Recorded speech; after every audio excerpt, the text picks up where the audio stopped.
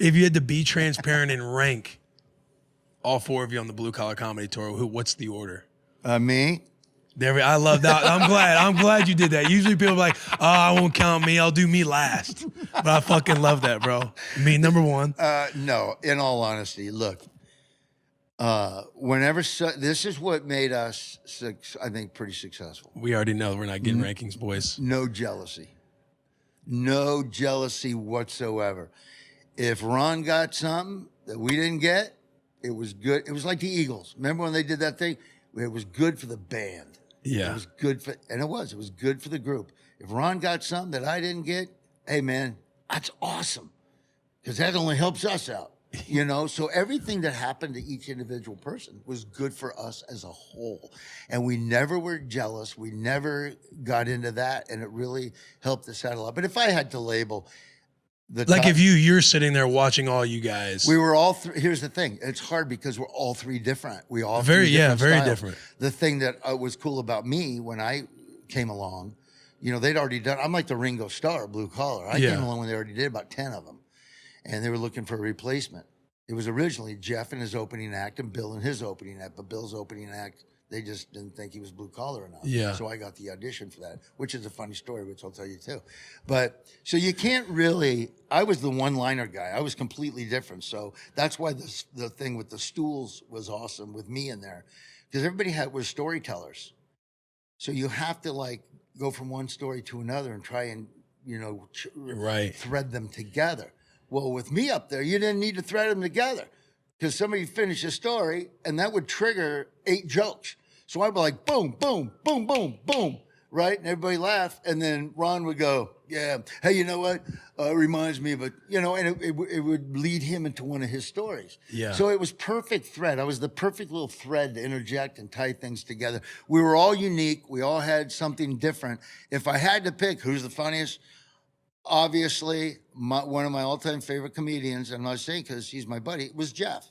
Jeff was a groundbreaker for what he did, you know, as far as that kind of Southern type comedy. And he opened a lot of doors. There was a lot of guys down there, but Jeff is the one that everybody knows about. And, but man, off stage, hilarious.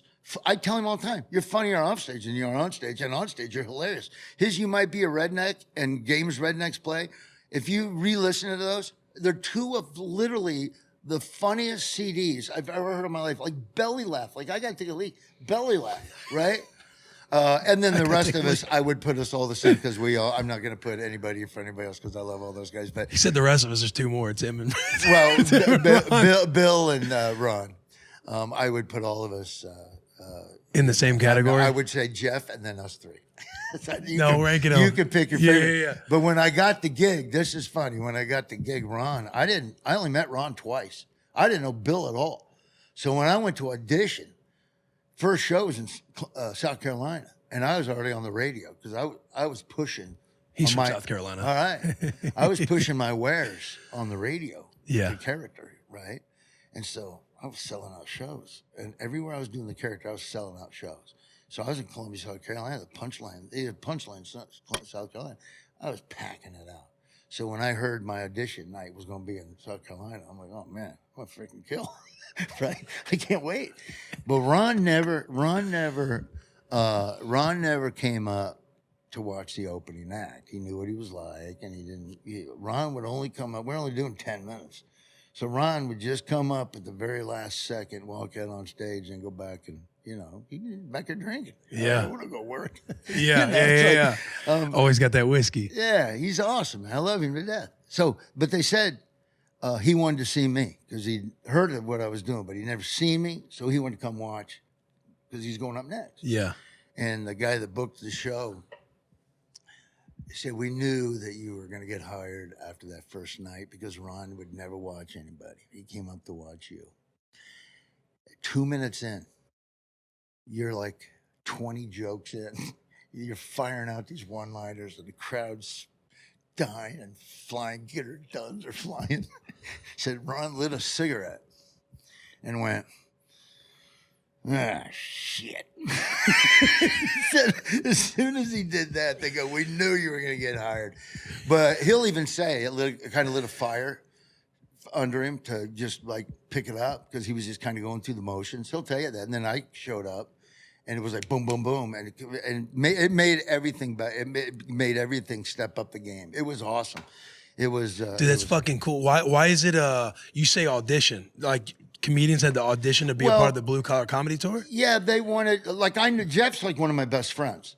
But he wanted the other guys to see what I was doing. So was it Jeff and somebody else that was trying to put it on together and be like, let's find our fourth guy? It was Jeff. They all made the decision. Jeff, Bill Engvall, Ron White, the manager, their manager at the time, and the two promoters. They just wanted to see how it meshed. You got to mesh with them. And Jeff was standing on the table being like, I want you to see my guy. Oh, yeah. And so it just meshed good. I mean, I got along with everybody. We're all friends right off the bat. I mean, Ron and I hit it off the bat. Ron and I we have one moment that, and I always, whenever I talk to Ron, I always think about this moment. But we were on there, we were just 6 months in. We hadn't even taped the first CD yet. And we went to Jeff's house, which I had called the La Quinta Inn. Fucking thing's amazing. He did. You know, he would get up in the morning and he'd have a cup of coffee and he'd shoot 10 arrows at his big deer out there in the woods by the Chattahoochee River. And then he'd go up to the second deck and he'd shoot 10 arrows into his big deer by the Chattahoochee River. Then he'd go up to the third deck and he'd shoot his arrows. I mean, he did that every morning. So we get in the house, and the first thing Ron says is, man, Whit, oh, this is so unattainable. And I said, hey, Ronnie, you never know, man. This is pretty good tour, man. You never know. Never say it's unattainable, because we work hard, keep at it. We could have this too. I remember, we both remember that moment. And then there it is, a year and a half later, boom.